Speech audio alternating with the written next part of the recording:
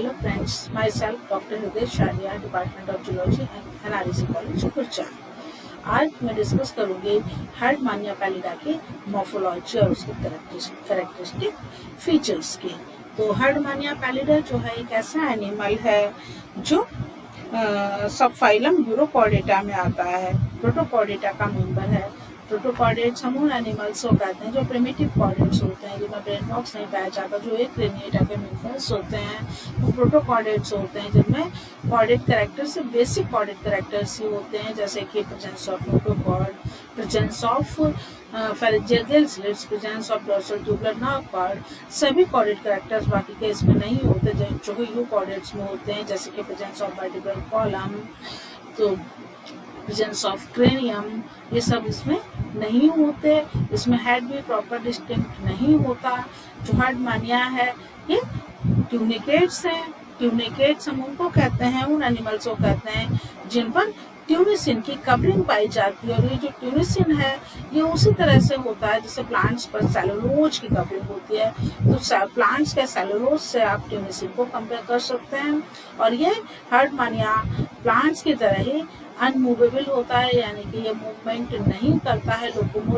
Adult form में ये locomotion नहीं करता है, लेकिन इसके जो लार्वल फॉर्म है, जो इसका टैडपोल लार्वा है, वो फ्रीक्वेंटली मूव कर सकता है। वो मूविंग एनिमल है, लेकिन हर्डमानिया एक स्टेशनरी एनिमल है। लेकिन इसमें इसकी बॉडी में दो अपर्चर्स पाए जाते हैं, एक ब्रैंकियल अपर्चर और एक एट्रियल अपर्चर। तो ये जो अपर्चर्स हैं यहाँ आप देख सकते हैं, branchial aperture, atrial aperture.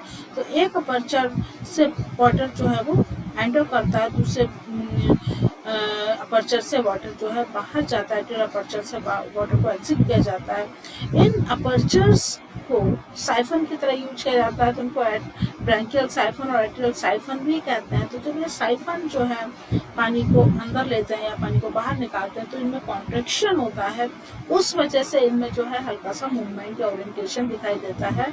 Otherwise ये नॉन मूवेबल एनिमल्स होते हैं। इनमें इसको फाइलम प्रोटोकॉर्डेटा के सब फाइलम यूरोकॉर्डेटा में रखा जाता है। और यूरो मीन्स होता है टेल, कॉर्डेटा मीन्स कॉर्डेट। तो ऐसे एनिमल जिनमें कॉर्डेट कैरेक्टर टेल में पाया जाए उनको हम यूरोकॉर्डेट कहते हैं।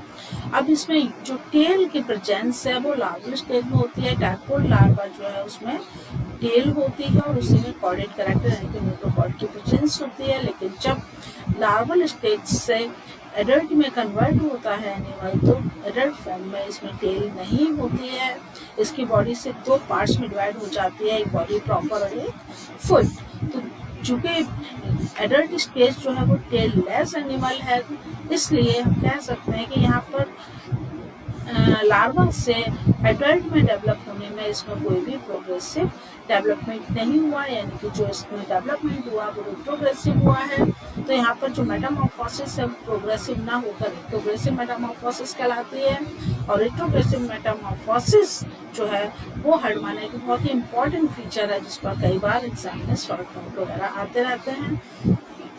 इसका जो एडल्ट है वो सेशाइल होता है, यानी कि एक स्टॉक के द्वारा एक सब्सटेंस से अटैच रहता है, जिसको हम जिस पार्ट से वो सबस्ट्रेटम से अटैच रहता है उसको बेस या फुट कहा जाता है। ये एक माइक्रोफेगस एनिमल है, यानी कि जो माइक्रोस्कोपिक एनिमल्स और प्लांट्स वाटर के साथ इसके ब्रैंकियल अपर्चर या ओरल अपर्चर से जो एंटर करते हैं उन्हीं पर ये फीड करता है, उन्हीं को ये अपने टेंटिकल्स के द्वारा फिल्टर कर लेता है।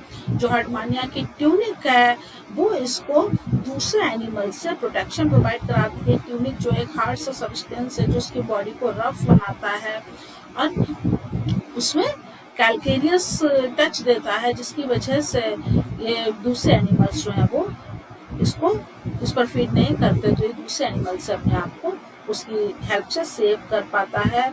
और ये बहुत ही कॉमन है कि चूंकि ये फिक्स रहता है कि जगह पर अटैच रहता है, तो उसकी बॉडी के ऊपर ग्रीन एल्गा जो है और बहुत सारे दूसरे सिलेंट्रेट जो है वो उसके बॉडी के ऊपर ग्रो कर जाते हैं। ऐसे सब्सटेंसेस एंड प्लांट्स एनिमल्स जो है इसके ऊपर ग्रो कर जाते हैं, जो खुद स्टेशनरी रहते हैं। अब ये जो ऑर्गेनिज्म है ये ट्यूनिक के अंदर रहता है, तो ये इसके ऊपर सी एनिमोन्स भी, हाइड्रोइड्स भी, माइन्यूट लैमिनिब्रेंस भी, गैस्ट्रोपोड्स और बहुत सारे दूसरे एनिमल्स जो हैं वो इसके ऊपर घर बना लेते हैं, रहते हैं। इसकी बॉडी जो है वो एक ऑब्लॉन्ग या एक ओवल बैक के जैसी होती है। इसकी स्पीसीज जो है वो जो जो हर्डवानिया पैलिडा है, ये एक इसमें एक नैरो फुट होता है जो सैंडी बेड में धंसा रहता है, यानी कि सैंड के अंदर धंसा रहता है, अटैच रहता है, या किसी रॉक से अटैच रहता है या किसी मोलस्कन शेल से अटैच हो जाता है। और इसमें फुट जो है वो धीमे धीमे खत्म होके वो शेल में ही कन्वर्ट हो जाता है। उसी तरीके से वो उस होल लाइफ जो है उसी से अटैच रहता है। फुट जो है वो मूवमेंट का काम नहीं करता है। जो अटैचमेंट है वो किसी भी फ्लैट बेस पर हो सकता है। और ये जो फुट है वो इसका फिर दो पार्ट्स में डिवाइड हो जाता है। इसके एक्चुअली जो बॉडी है वो दो पार्ट में डिवाइड हो जाती है, बॉडी प्रॉपर एंड फुट। और जो फुट है वो सबस्ट्रेटम पे फिक्स हो जाता है। और चूंकि फुट पर बहुत सारे मोलस्कन शेल, कैल्केरियस शेल्स और बहुत सारे पार्टिकल्स जो है वो अटैच होते रहते हैं, तो इसलिए इसकी जो साइज है वो वेरी करता है बहुत ज़्यादा। इसके साइज डिफरेंट हो जाते हैं फुट के साइज। और इसका जो एडल्ट का साइज है वो एवरेज साइज 9.5 सेंटीमीटर लेंथ तक रिकॉर्ड किया गया है। और जब उसका फुट है अगर वो प्रेजेंट होता है तो उसकी हाइट 3 से 4 सेंटीमीटर तक की दिखती है। अदरवाइज फुट जो है वो पूरी तरीके से सबस्ट्रेटम में मिल जाता है, तो पता ही नहीं चलता कि इसकी बॉडी में फुट कहाँ से कहाँ तक है। और इसका जो फ्री एंड है, यानी कि जो इसकी बॉडी प्रॉपर है, उसमें एट्रियल और ब्रैंकियल फनल्स होते हैं, अपर्चर्स होते हैं, और उन्हीं से ये फूड फीडिंग और एस्पिरेशन का काम करता है। इसके दोनों जो फनल्स हैं उनमें 4 डिस्टिंक्ट लोब होते हैं। जो ओरल फनल है वो एट्रियल फनल के मुकाबले स्मॉलर होता है, छोटा होता है। पूरी बॉडी एनक्लोज होती है टेस्ट या ट्यूनिक से, यानी कि जो ट्यूनिसिन की जो कवरिंग है उससे एनक्लोज रहती है। और ट्यूनिक जो है वो सॉफ्ट एंड लेदरी सब्सटेंस होता है। और ये जो टेस्ट है ये यंग स्टेज पे ट्रांसपेरेंट दिखाई देता है, लेकिन जैसे जैसे इस पर और बहुत सारी लेयर्स बनती चली जाती हैं, फ्लूइड्स डेवलप होते चले जाते हैं, तो ये धीमे धीमे ओपेक होता चला जाता है। यंग स्टेज में इसमें ब्लड कैपिलरीज का एक नेटवर्क जो है वो क्लियरली दिखाई देता है, क्योंकि उस समय जो टेस्ट है वो ट्रांसपेरेंट होती है। लेकिन जैसे जैसे इसमें फोल्डिंग्स बनती जाती हैं, इसमें दूसरी ग्रोथ होती है, तो ये कैपिलरीज दिखना बंद हो जाती हैं और ये एनिमल जो है धीरे धीरे ओपेक हो जाता है। और इसका जो सबसे इम्पोर्टेंट कैरेक्टरिस्टिक फीचर है वो है इसके बॉडी के पर रेडिश पैचेज की अपीयरेंस की। जो रेडिश पैचेज जो इसकी बॉडी पर प्रेजेंट होते हैं वो एम्पुलेस के टर्मिनल एंड्स होते हैं, जो ब्लड वेसल्स को दिखाते हैं टेस्ट पर। यानी कि जो ब्लड वेसल्स के एंडिंग्स हैं वो एम्पुले की फॉर्म में आ जाती हैं और वो रेड पैचेज जो है वो उसकी बॉडी पर क्रिएट करती हैं। टेस्ट जो है वो एक एक्सेसरी रेस्पिरेटरी स्ट्रक्चर की तरह भी काम करते हैं, यानी कि जो पैचेज हैं, एम्पुलेस जो हैं, वो डायरेक्ट वाटर में से ऑक्सीजन को रिसीव कर सकते हैं। माउथ ओरल फनल के रूप में इसकी बॉडी में सिचुएटेड होता है, जबकि इसका जो एट्रियोपोर होता है या जो एट्रियल फनल होती है वो रेक्टम के रूप में इसकी बॉडी में प्रेजेंट होता है। माउथ इंडिकेट करता है इसके एंटीरियर एंड को, और इसका जो पोस्टीरियर एंड है, जो इसका अपोजिट एंड है, वो इसका एट्रियल अपर्चर कहलाता है। डॉर्सल साइड बॉडी की मार्क की जाती है एट्रियल फनल के द्वारा या एट्रियल अपर्चर के द्वारा, और इसका जो अपोजिट एंड है वो वेंट्रल साइड बॉडी की डेजिग्नेट करता है। बॉडी की जो वेंट्रल साइड है उसको शो करता है। जो बॉडी का बेस है उस पर ओरल और एट्रियल फनल्स होते हैं, जिनमें टेंटिकुलर रिंग्स होते हैं, यानी कि टेंटिकल्स होते हैं, रिंग्स होती हैं। और ये टेंटिकल जो है वो माउथ के चारों तरफ, यानी कि ओरल और ब्रैंकियल टेंटिकल के चारों तरफ होती हैं, और वो एट्रियल टेंटिकल्स के चारों तरफ भी होते हैं। दोनों साइड जो है टेंटिकल्स की प्रेजेंस होती है। जो ओरल टेंटिकल्स होते हैं वो कंपैरेटिवली लंबे होते हैं, बड़े होते हैं, जबकि एट्रियल टेंटिकल्स वेस्टिजियल होते हैं, स्मॉलर होते हैं, लेस फंक्शन वाले होते हैं, जबकि ओरल टेंटिकल्स फूड को फिल्टर करने के लिए एक्टिव रहते हैं। तो वो एक्टिव पार्टिसिपेट करते हैं और एक्टिवली फूड को फिल्टर करते रहते हैं वाटर में से। जो इंटरनल कैविटीज हैं वो दोनों फनल्स की लाइन होती हैं टेल्स से, जो कि फोल्डेड होती हैं। फोल्ड लाइनिंग्स जो है उसकी कई लेयर्स में होती हैं, फोल्डेड होती हैं, और जो रेड पिगमेंटेड पैचेस होते हैं वो वाइट स्ट्रिक्स में कन्वर्ट हो जाते हैं, सेपरेट हो जाते हैं। यहाँ पर 8 रेड पैचेस होते हैं जो अल्टरनेटली अरेंज होते हैं 8 वाइट स्ट्रिक्स में, यानी कि जो 8 लाल पैचेस होते हैं वो 8 लाइनों के रूप में, स्ट्रिक्स के रूप में कन्वर्ट हो जाते हैं।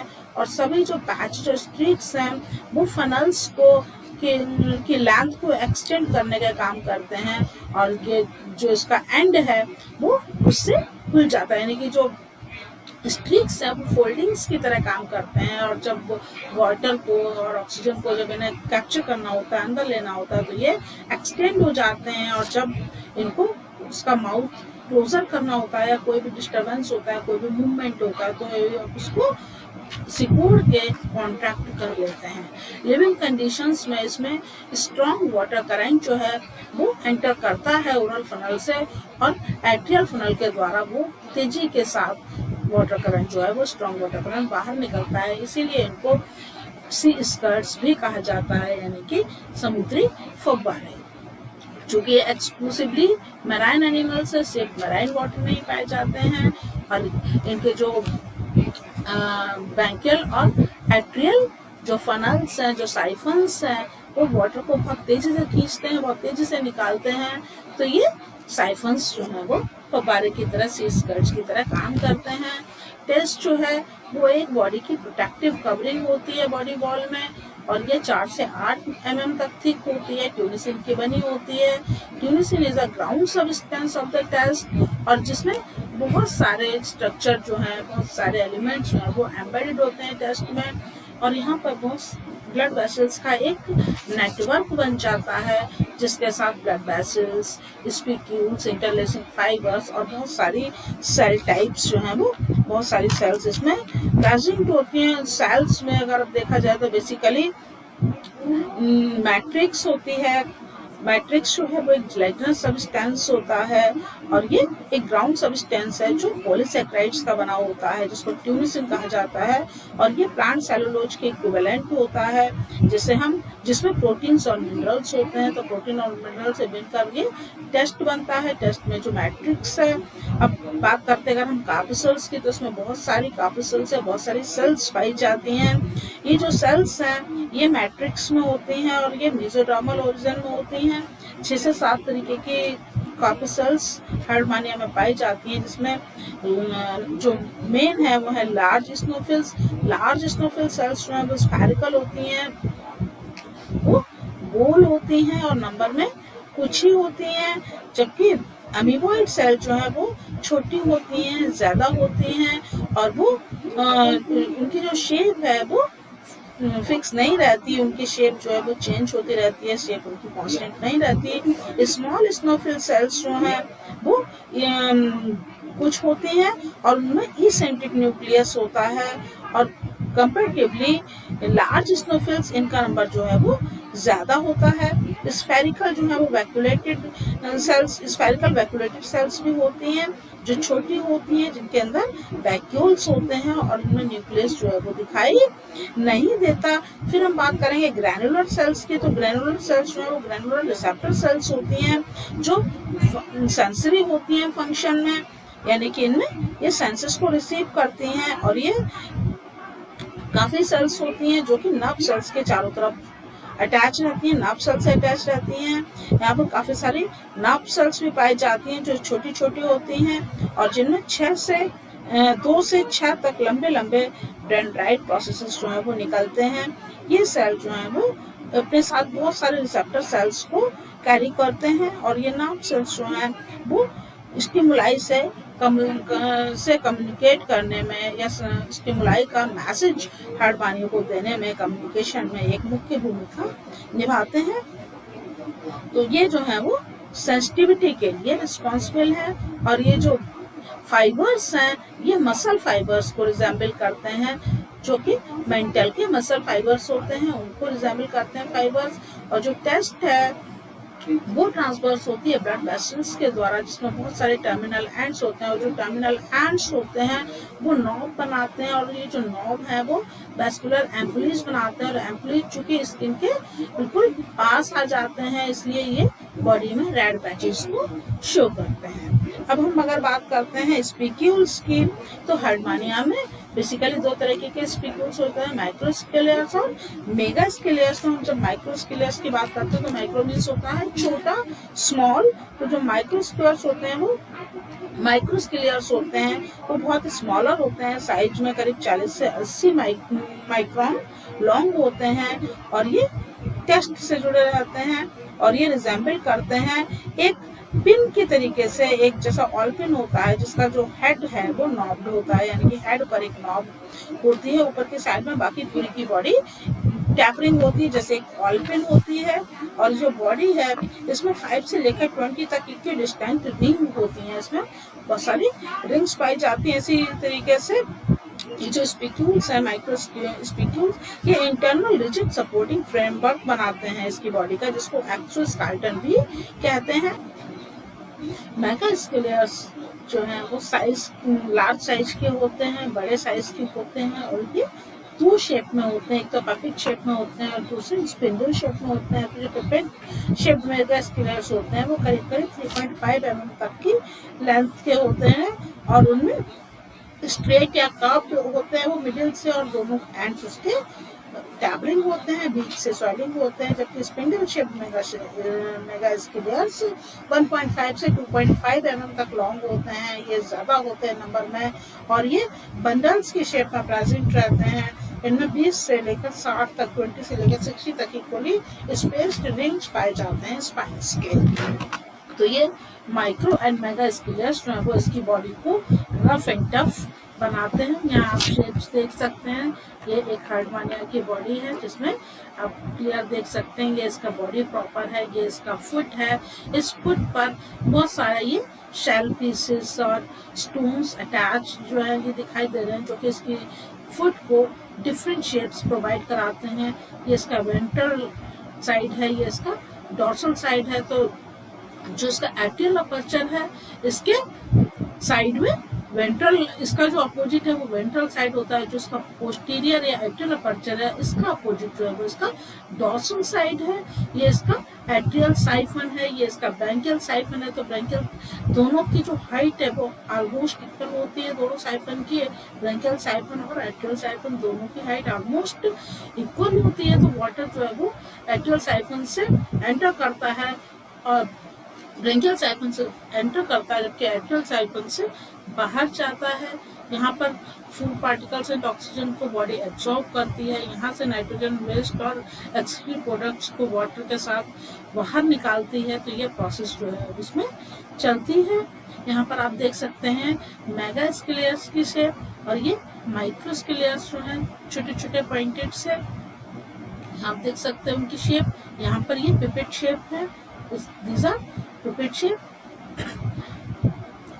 और ये दोनों मेगास्केलियर्स हैं, pipette shape and spindle shape. ये आप देख सकते हैं माइक्रो स्केलियर्स की शेप जो बिल्कुल ऑलपिन की तरह से है, ऊपर थोड़ा सा नॉब होता है और बाकी पूरी बॉडी टैपरिंग होती है। यहाँ ये snophil cell, bigger size snophil cell, small size snophil cell, nerve cells, इन डिफरेंट सेल्स को आप यहाँ पर देख सकते हैं। ये डायग्राम में अच्छे से दिखाया गया है। तो ये आप इस डायग्राम से हार्टमानिया की मॉर्फोलॉजी को स्टडी कर सकते हैं। यहाँ पर एक टेस्ट वेसल्स दिखाई गई है कि जो टेस्ट वेसल्स हैं इनके जो टर्मिनल नॉब्स हैं, ये टर्मिनल नॉब्स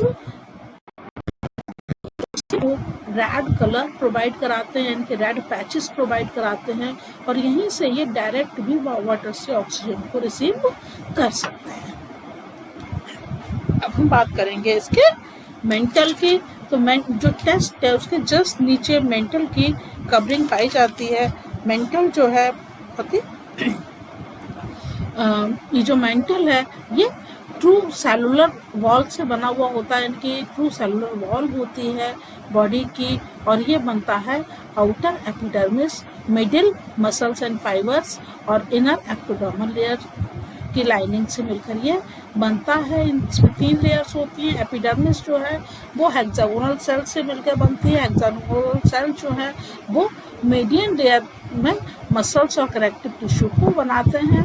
यहाँ पर 2 सेट होते हैं मसल्स के, लॉन्गिट्यूडनल एंड एनुलर। जो लॉन्गिट्यूडनल सेट ऑफ मसल्स हैं वो ज़्यादा होती हैं in comparison to annular sets. जो मसल्स होती हैं वो नॉन स्टेटेड होती हैं, और जो मसल्स हैं वो बहुत सारे नॉन स्टेटेड मसल फाइबर से मिलकर बनते हैं, और ये एनसीथित होती हैं कनेक्टिव टिश्यू सीथ से। कनेक्टिव टिश्यू सीथ से मिलकर बनती हैं ये, और सभी मसल फाइबर जो हैं वो फ्लैट रिबन जैसी सेल्स हैं, जो कि एक कॉन्स्पिक्यूअस न्यूक्लियस जिनमें सभी में होता है। Connective tissue cells middle layer में प्रेजेंट होती हैं, और ये मोस्टली एमीबॉइड होती हैं, यानी कि इनकी कोई डेफिनेट शेप नहीं होती है, और इनमें ये वैक्यूलेटेड होती हैं, और इनमें एक्टोडर्मल लेयर जो है वो उसकी लाइनिंग होती है, और एट्रियम जो है वो फ्लैक्शन से मिलकर बनता है। तो ये सब मिलकर मेंटल का निर्माण करते हैं, यानी कि 3 लेयर्स जो हैं, आउटर एपिडर्मिस, मिडिल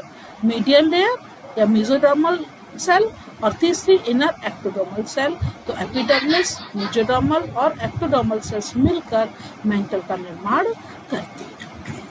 अब हम बात करेंगे सीलोम की।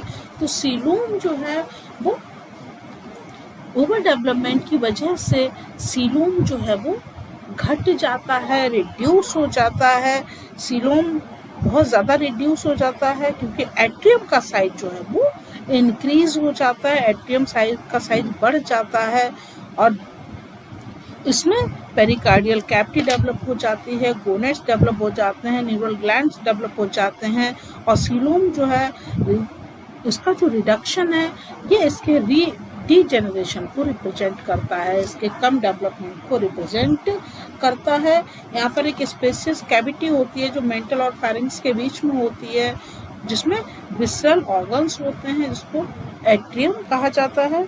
एट्रियम में विसरल ऑर्गन्स जो है वो प्रेजेंट रहते हैं। ये लाइन जो होता है इनर एपिडर्मिस के मेंटल से, मेंटल का जो इनर एपिडर्मिस है वो इसको बनाता है, और एट्रियल कैविटी जो है वो कॉन्टिन्यूअस रहती है बॉडी से एंटीरियर साइड में, एंड वेंट्रल रीजन जो है वो फेरिंक्स और मेंटल के साथ फ्यूज हो जाता है, और ये एक नैरो और लेटरल साइड है जिसमें फेरिंक्स बनता है। फेरिंक्स जो है उसमें जो लाइनिंग है वो पेरीब्रैंकियल कैविटी, उसकी जो कैविटी है वो पेरीब्रैंकियल कैविटी कहलाती है, जहाँ पर वाटर से ऑक्सीजन भी रिसीव की जाती है, और जो कम्युनिकेट करता है कैविटी ऑफ फेरिंक्स को थ्रू स्टिग्मेटा, यानी कि जो फेरिंक्स की वॉल है, जो फेरिंक्स है उसको कम्युनिकेट करता है। इनके फूड में जो पार्टिकल्स हैं, जो फूड पार्टिकल्स हैं वाटर में, वो यहाँ से फेरिंक्स में आ जाते हैं,